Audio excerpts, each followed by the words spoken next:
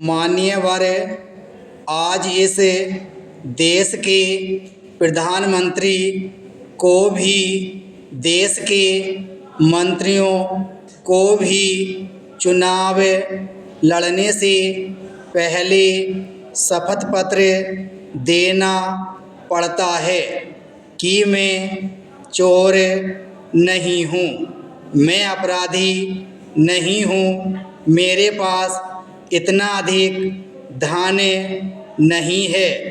हमें शपथ पत्र देना पड़ता है। जिसे देश चलाना है उसे शपथ पत्र देना पड़ता है कि मैं चोर नहीं हूँ, मैं डकैत नहीं हूँ। यह दूसरी बात है कि इस देश में ऐसी भी स्थिति है कि इस देश में एक विधानसभा में एक व्यक्ति निर्दलीय विधायक बनता है, उसकी कोई पार्टी नहीं है, उसके आगे पीछे कोई नहीं है और वह उस राज्य का 2.5 वर्षों तक मुख्यमंत्री बना रहता है। यह लोकतंत्र है, यह लोकतंत्र की कामयाबी है।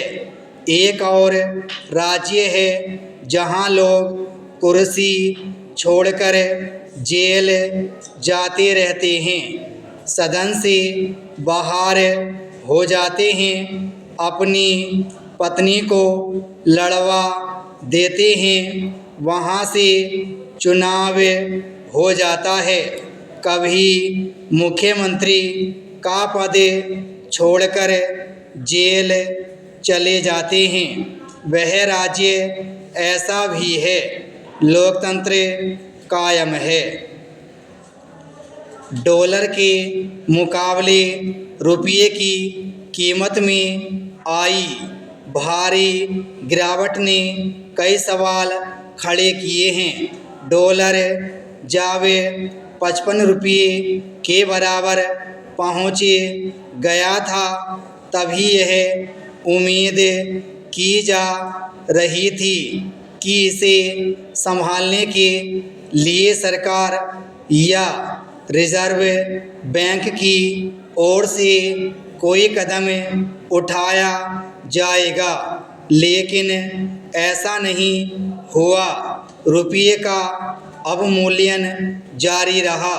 रुपये की कीमत में आई गिरावट से व्यापारिक असंतुलन भी बढ़ गया और घाटा भी। इससे आयात खर्च बढ़ा, जिसका सीधा असर महंगाई पर हुआ है। देश में तेल खपत का 3/4 कच्चा तेल आयात होता है।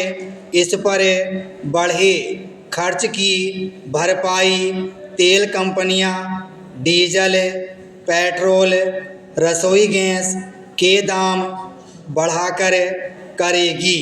फिर परिवहन, माल ढुलाई का खर्च बढ़ेगा।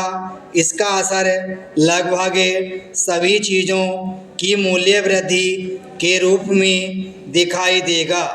आगामी मौद्रिक समीक्षा में ब्याज दर घटाए जाने की कोई उम्मीद नहीं दिखती। परेशानी की इस सूरत में बाहरी निवेशकों का भरोसा बढ़ाने के लिए कई क्षेत्रों में विदेशी निवेश बढ़ाने की चर्चा चल रही है। इससे आम आदमी पर बोझ बढ़ेगा। बाहरी निवेशकों का भरोसा दिलाने के लिए विदेशी संस्थागत निवेशकों पर यह शर्त लागू करनी चाहिए कि वे अपना पैसा 3 साल से पहले न ले जा सकें। अगर ऐसा नहीं किया तो देश का विदेशी मुद्रा संकट और गहरा सकता है। आम आदमी के हित के लिए उचित कदम उठाए जाएं, यह हमारी मांग है। विराम स्टॉप।